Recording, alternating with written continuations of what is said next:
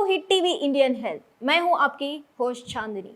आज हमारे साथ है डॉक्टर मोहम्मद वसीम जी। नमस्ते सर। नमस्ते। Good evening. मेरा नाम डॉक्टर मोहम्मद वसीम है। मैं consultant pulmonologist, critical care and sleep specialist हूँ। मैं ह्यूमैनिटी हॉस्पिटल मेहदीपट्टनम पे अवेलेबल रहता हूँ। हमारे हॉस्पिटल में सब सहूलत है, जैसे कि आईसीयू बोलिए आप, या फिर लंग्स को रिलेटेड कुछ भी ट्रीटमेंट है हमारे पास, बेहतर से बेहतर, अच्छे से अच्छा होता है। अगर लंग कैंसर हुआ तो कौन सी स्टेज में आप ट्रीटमेंट करके बचा सकते हैं उनको? देखिए, लंग कैंसर का बेसिकली 4 स्टेजेस होते हैं इजी अंडरस्टैंडिंग के लिए। स्टेज 1 सबसे इजीएस्ट टू ट्रीट है।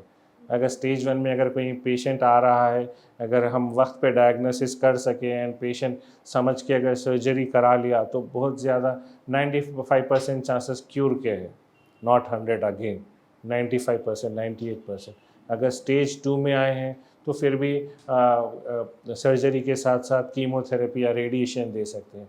स्टेज 3, स्टेज 4 में सर्वाइवल चांसेस बहुत कम होते हैं, रिकरेंस के चांसेस ज़्यादा रहते हैं। ओके। तो फर्स्ट स्टेज कैंसर ही क्यूरेबल है, अगर बोल सकते हैं अपन। आसानी अल्फाज में अगर बोलना है तो स्टेज 1 कैंसर जो है, अगर अर्ली स्टेज में डिटेक्ट कर लिए तो उसका इलाज बेशक हो सकता है। अगर अर्ली स्टेज में 4 स्टेजेस रहते करके आप बोले थे, जो हमें फर्स्ट स्टेज करके कैसा सिम्टम हमको पता चलेगा? ये अच्छी चीज़ है, बहुत मुश्किल है सुनने के लिए। बहुत अच्छा है कि स्टेज 1 कैंसर, स्टेज 1 में जब कैंसर है आप ट्रीटमेंट करा लीजिए बोल के, बट मालूम कैसा होता, you never know until it is too late. जब कुछ तक सिम्टम्स नहीं रहते। जी, यूजुअली स्टेज 1 कैंसर में कुछ सिम्टम्स नहीं रहते। बहुत कम लोग हैं जो स्टेज 1 में आते हैं अक्सर। एंड जब भी पेशेंट को, कैंसर पेशेंट को, या कहीं भी बॉडी में जिसमें में कहीं भी कैंसर हो, सबसे वेग सिम्टम्स रहते हैं। जैसे कि वेट लॉस है, तो वेट लॉस तो समझ में भी नहीं आता कभी कभी किसी की वेट लॉस हो रहा, या फिर भूख कम हो जाती है, लॉस ऑफ एपिटाइट जिसे कहा जाता है। तो मालूम भी नहीं होता कब आपकी भूख कम हो गई, कब आपका वेट लॉस होना शुरू हो गया। उतने अलर्ट एंड एक्टिव कौन रहते। एक ही तरीक़ा है, जो स्मोकर है, जो हाई रिस्क पेशेंट है, एवरी ईयर चेस्ट एक्सरे करा के मॉनिटर कर सकते हैं। ओके। बहुत आसान है, कोशिश करें तो पॉसिबल है। इसके लिए लोगों की अवेयरनेस बहुत ज़्यादा ज़रूरी है। स्पेशली जो स्मोक करते हैं वो एवरी ईयर चेस्ट एक्सरे करा के देखें। रेडिएशन एक्सपोजर बहुत कम होता है, उतना ज़्यादा कुछ नहीं है। ऑफ कोर्स रेडिएशन से भी कैंसर होता है, तो चेस्ट एक्सरे में बहुत कम रेडिएशन है। तो every year annually chest x ray करा के अगर अपन अर्ली स्टेज में देख सके, अगर पिक कर सके, तो अपन कैंसर का ट्रीटमेंट अर्ली स्टेज में कर सकते हैं। अदरवाइज जब पेशेंट आता है, यूजुअली 3rd 4th स्टेज में होता है, एंड समटाइम्स 2nd स्टेज में। अपार्ट फ्रॉम, जैसा मैंने कहा, वेट लॉस और भूख कम होने के अदर सिम्टम्स है खांसी, दम चढ़ना, या फिर खांसने पर ब्लड आना। ये है यूजुअली पेशेंट हमारे पास जब आता है तब उसको बहुत दिन से खांसी होती है, या फिर खांसने में जब खांसते वक्त ब्लड आता है, जिसे हीमोप्टिसिस कहा जाता है, माने कि खांसते वक्त बलगम में ब्लड आना।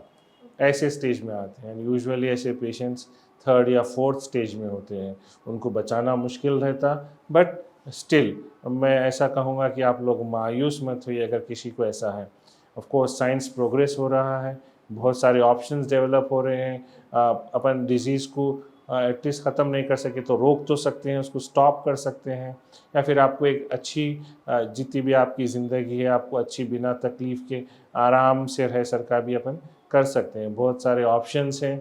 सो मेरा बोलने का मतलब ये है कि अगर किसी को स्टेज 3, स्टेज 4 लंग कैंसर आ गया, परेशान मत होइए, स्टिल डॉक्टर के पास जाइए। डॉक्टर के पास ज़रूर कुछ ना कुछ आपको ट्रीटमेंट ऑफ़र करने के लिए बेशक होगा, जिससे आपकी तकलीफ़ कम होगी, या फिर कभी कभी चाहे तो कैंसर भी क्योर हो सकता है। अच्छा, ओके। आस्थमा क्या है सर? इसके एस्थमा कोई रीज़न? एस्थमा एस्थमा एक तरह की एलर्जी बीमारी है, एलर्जिक बीमारी। इसमें क्या होता है, जो भी पेशेंट है जिनको एस्थमा रहता है, उनको डस्ट एक्सपोज होने पे, तो नॉर्मल डस्ट ले लीजिए, घर का डस्ट है, या फिर रोड पे आप बाहर जा रहे कुछ डस्ट आ गया, या फिर कोई स्ट्रॉन्ग स्मेल, जैसे रूम फ्रेशनर है, परफ्यूम है, ये स्मेल करने की वजह से एक एक ओवर रिएक्शन कहा जा सकता है। सिंपल अल्फाज में ओवर रिएक्ट करना जिसे कहते हैं, कभी कभी बोलते हैं अपन आप ओवर रिएक्ट कर रहे हैं, बल्कि वैसी अपनी एयरवेज जो है, सांस लेने की जो ये पाइप है ना, ये जो सांस लेने का, जिसे ट्रेक्योब्रोंकियल ट्री कहा जाता है, विंड पाइप, इसमें क्या होता है, इसमें कंस्ट्रिक्शन आ जाता है, एक तरह का खिंचावट आ जाती है, जिसकी वजह से पेशेंट को बहुत ज़्यादा खांसी, दम चढ़ना एंड वीजिंग साउंड आता है। तो ये ऐसा है, तो पेशेंट यूजुअली जो भी आस्थमाटिक रहता है वो खुद आके हमको बोलता है कि सर डस्ट में जाने की वजह से मेरे को खांसी, दम चढ़ना होता है। तो बहुत सारे बार पेशेंट खुद बोलता है कि हमें अस्थमा है बोल के। ट्रीटमेंट करना आसान है, बट इसके अलावा भी स्टिल उसको कंफर्म करना बहुत ज़रूरी है, किसी के बात पे नहीं, कंफर्म करना बहुत ज़रूरी है। उसके लिए पल्मोनरी फंक्शन टेस्ट बोल के एक टेस्ट रहता है, जो टेस्ट करने की वजह से अपन को अस्थमा है नहीं है मालूम होता है, कौन से स्टेज में है वो भी मालूम कर सकते हैं, स्टेज 1, 2, 3, 4, कितना रिवर्सिबल है, इरिवर्सिबल स्टेज में है, क्या है मालूम कर सकते हैं। आस्थमा और इस्नोफिल्स में दोनों में फ़र्क क्या है सर? अच्छा, आस्थमा एंड ईओसिनोफिल्स में फ़र्क बोल के ऐसा नहीं है। ऑफ कोर्स आस्थमाटिक्स में देखा जाता है कि ईओसिनोफिल्स बड़े हुए होते हैं, क्यों, वो तो आस्थमा खुद एक एलर्जिक कंडीशन है। तो एलर्जी में कभी भी क्या होता है, जो भी पेशेंट को एलर्जी रहती उनके ब्लड में ईओसिनोफिल बोल के ब्लड सेल्स रहते, जो ये रिएक्शन को हैंडल करते। जैसा इन्फेक्शन को हैंडल करने का काम न्यूट्रोफिल्स का है, तो एलर्जी को हैंडल करने का काम या फिर इन्वॉल्व सेल ईओसिनोफिल्स है। तो अक्सर जिसको भी एलर्जी हिस्ट्री रहती है, या फिर वो सिंपल से स्किन एलर्जी हो, या फिर आस्थमा हो, या फिर नेज़ल एलर्जी से एलर्जिक राइनाइटिस कहा जाता है, ये सब पेशेंट्स में देखा जाता है कि ईओसिनोफिल काउंट्स बढ़े हुए होते हैं।